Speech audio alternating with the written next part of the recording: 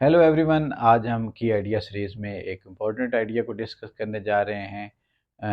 कुछ आइडियाज़ जो होते हैं, टॉपिक्स जो होते हैं, थोड़े से कॉम्प्लिकेटेड होते हैं। कंपटीशन के स्टूडेंट्स को उनको समझना मुश्किल होता है। तो हम कोशिश कर रहे हैं कि की आइडियाज़ की सीरीज़ में जो है कुछ थोड़े से डिफ़िकल्ट जो टॉपिक्स हैं उनको क्रैक करें। जो डिजिटल डेमोक्रेसी को आज हमने डिस्कस करना है। वैसे तो डिजिटल कॉमर्स भी है, डिजिटल इकोनॉमी है, डिजिटल जस्टिस है, डिजिटल क्लाइमेट कंट्रोल है, डिजिटल डिप्लोमेसी है। बहुत सारी इस तरह की टर्म्स हैं जिनको डिस्कस किया जा सकता है, लेकिन जो डिजिटल डेमोक्रेसी है बेसिकली, आज डेमोक्रेसी की इस टर्म को हम समझने की कोशिश करेंगे। सिंपली इसको पहले देख लेते हैं, डिजिटल डेमोक्रेसी है क्या। डिजिटल, अगर अगर आप इस टर्म को लें तो ये बेसिकली डिजिटल से मुराद होती है अ, जो ऑनलाइन वर्ल्ड है, जो इंटरनेट के ज़रिए से ऑपरेट की जा रही है। इसको क्या कहते हैं? डिजिटल वर्ल्ड कहते हैं, डिजिटल स्पेस कहते हैं, डिजिटल रियलम कहते हैं, डिजिटल लैंडस्केप कहते हैं। इलेक्ट्रॉनिक मीन्स के ज़रिए से, इंटरनेट के ज़रिए से जो फंक्शनिंग हो रही है उसको क्या कहते हैं? Digi digitalization. ठीक है। अब डेमोक्रेसी जो है, अब डिजिटल डेमोक्रेसी क्या चीज़ है? ब्लेंड है। इसमें मुराद क्या बनता है? Use of information and communication technology in political and governance process. Information और कम्युनिकेशन टेक्नोलॉजी का जो इस्तेमाल है पॉलिटिकल और गवर्नेंस प्रोसेस में, उसको हम क्या कहेंगे? Digital democracy. A democracy that is connected by digital means और digital sources is called digital democracy. इस तरह भी आप इसको कह सकते हैं। Use of digital media and networks, ये इसको भी आप अगर इस तरह इसको डेमोक्रेटिक और पॉलिटिकल और गवर्नेंस प्रोसेस में इस्तेमाल किया जाए तो ये क्या बन जाएगा? डिजिटल डेमोक्रेसी बन जाएगी। इससे मिलती जुलती जो टर्म्स हैं उसमें ई डेमोक्रेसी है, इलेक्ट्रॉनिक डेमोक्रेसी, इंटरनेट डेमोक्रेसी। जब इनमें से कोई भी आए तो आपने समझ जाना है कि ये क्या है? डिजिटल डेमोक्रेसी की बात हो रही है। तो किस ये टर्म का ओरिजिन जो है, किसने इसको कॉइन किया? तो ये एक्टिविस्ट स्टीवन क्लेफ्ट थे जिन्होंने इस टर्म को कॉइन किया है। तो ये बेसिकली आपने जहन में रखना है। उसके बाद अगर इसकी एग्जांपल्स को देखा जाए कि एक चीज़ को समझना हो तो उसको देखते हैं प्रैक्टिकली किस तरह ऑपरेट कर रही। ई वोटिंग है, political campaign through social media है, ऑनलाइन पॉलिटिकल सर्वेज हैं। तो ये सब क्या है? ये एग्जांपल्स हैं डिजिटल डेमोक्रेसी की।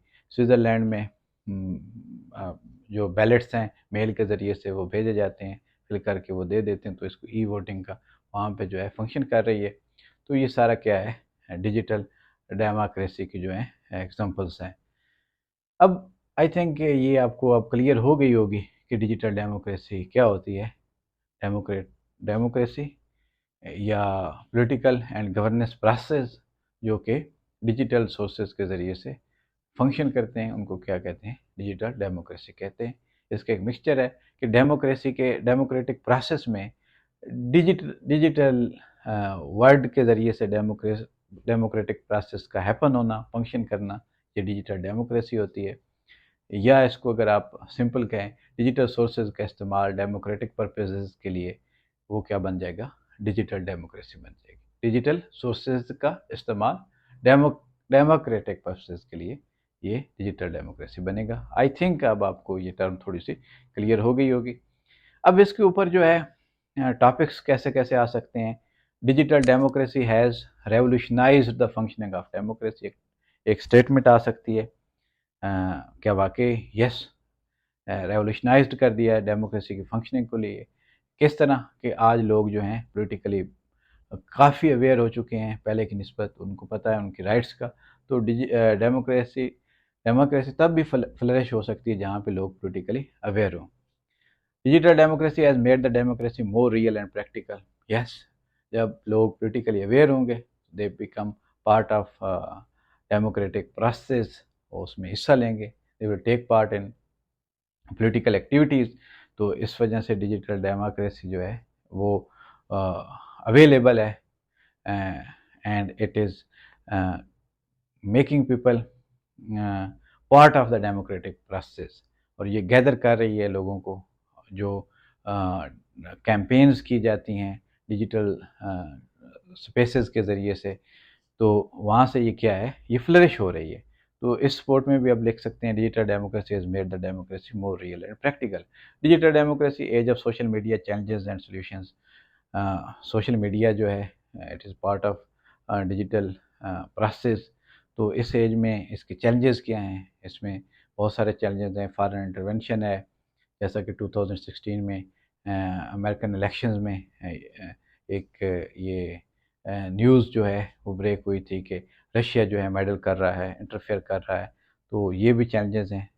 इसमें प्राइवेसी का जो है वो भी चैलेंज है। उसके बाद सॉल्यूशंस में देखा जाए तो जो ऑनलाइन स्पेसेस हैं, डिजिटल स्पेसेस हैं, उनको रेगुलेट करना होगा, फेयर बनाना होगा, ट्रांसपेरेंट बनाना होगा, ताकि जो है डेमोक्रेसी जो है सही तरीके से डेमोक्रेटिक प्रोसेस जो है वो फंक्शन कर सकें। उसके बाद digital democracy is a new step towards direct democracy.